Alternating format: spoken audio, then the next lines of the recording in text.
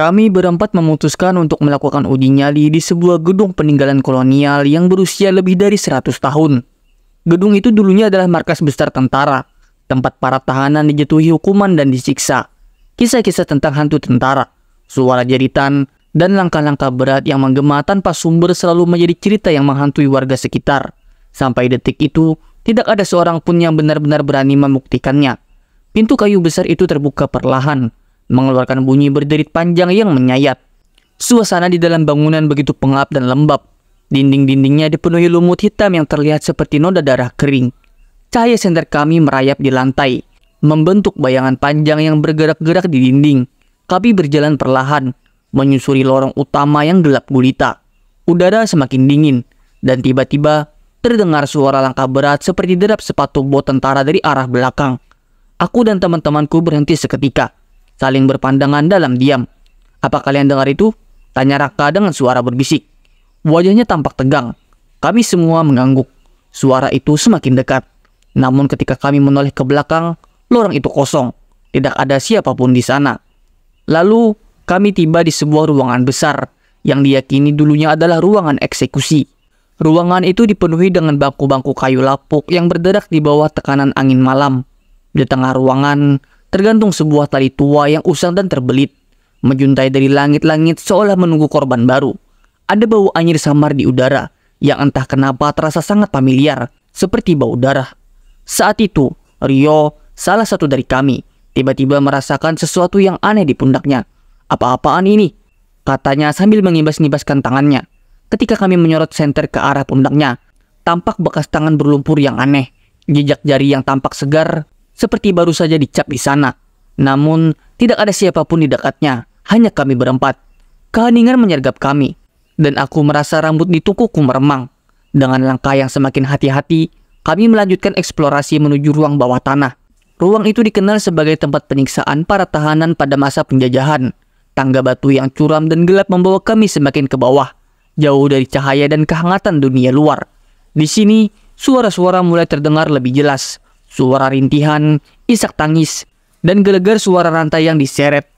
Aku mencoba meyakinkan diri bahwa suara-suara itu hanya halusinasiku.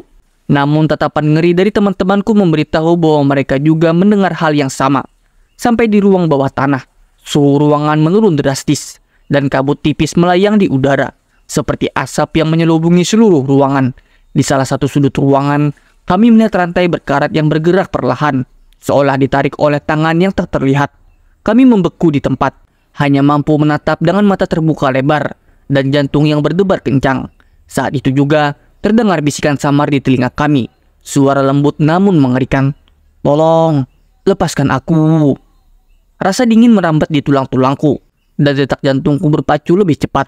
Tanpa sadar, aku mundur selangkah, dan ketika melakukannya, aku merasakan ada sesuatu yang menyentuh kakiku. Saat aku menunduk, aku melihat tangan pucat muncul dari lantai, mencoba meraih pergelangan kakiku. Tangan itu terasa nyata, dan cengkeramannya begitu kuat. Aku menjerit, dan refleks menghempaskan kaki. Tetapi cengkeraman itu tidak lepas. Wajah temanku memucat, dan mereka segera berusaha menarikku. Dengan susah payah, akhirnya aku berhasil terlepas. Namun bekas cengkeraman itu meninggalkan luka merah di pergelangan kakiku. Kami memutuskan untuk segera keluar dari ruang bawah tanah. Namun langkah kami terasa berat, seolah ada sesuatu yang menahan. Bayangan-bayangan gelap mulai terlihat di sekeliling kami. Mereka berdiri diam, menatap dengan mata kosong yang menyorotkan kesedihan dan kemarahan. Wajah-wajah itu pucat, dengan ekspresi pilu, seakan meminta pertolongan yang tak pernah mereka dapatkan.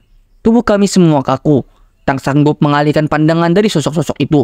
Hingga tiba-tiba, salah satu dari mereka melangkah maju dan mulai mengangkat tangannya, menunjuk ke arahku. "Apa yang kau lakukan di sini?" Suara itu terdengar seperti bisikan ribuan suara, bergema di seluruh ruangan. Aku tak bisa menjawab. Mulutku terkunci oleh rasa takut yang mencekam. Sosok itu mendekat. Wajahnya semakin jelas di bawah cahaya senter kami. Wajah seorang pria dengan mata berlubang yang meneteskan darah hitam pekat. Rio, dengan wajah penuh kengerian, mencoba berteriak. Namun suaranya tersangkut di tenggorokan. Kami mundur, mencoba mencari jalan keluar. Tapi lorong yang tadi kami lalui tampak menghilang, tergantikan oleh dinding-dinding kotor yang seperti berdarah. Perasaan terjebak memenuhi kami. Tidak ada jalan keluar. Kami benar-benar terkurung dalam mimpi buruk yang nyata. Suara derak lantai tiba-tiba terdengar lagi, lebih keras dan lebih dekat dari sebelumnya. Kali ini, rantai itu seperti diseret dengan paksa di atas lantai. Bayangan gelap dengan mata merah menyala muncul dari kegelapan, menatap kami dengan tatapan penuh dendam. Sosok itu mengangkat rantai berkarat dan mengayunkannya dengan kekuatan luar biasa. Kami menjerit dan mencoba berlari, namun tubuh kami terasa berat, seakan terhisap oleh lantai yang dingin dan lembab. Saat rantai itu semakin mendekat, aku merasa sekujur tubuhku mati rasa.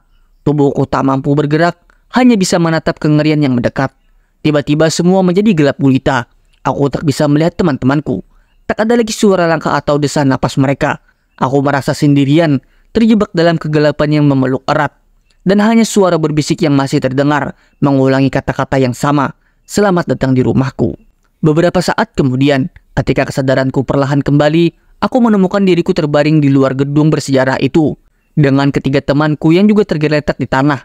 Kami semua terbangun bersamaan, terengah-engah dengan tubuh gemetar. Ketika kami melihat ke arah gedung itu, bayangan gelap di balik jendela tampak mengawasi, menyeringai seperti puas dengan ketakutan yang mereka tanamkan di hati kami. Malam itu, kami pergi dengan langkah tertatih-tatih, membawa luka yang tak hanya terasa di tubuh, tetapi juga di jiwa. Dan sejak saat itu, tak ada seorang pun dari kami yang berani kembali ke gedung tua itu.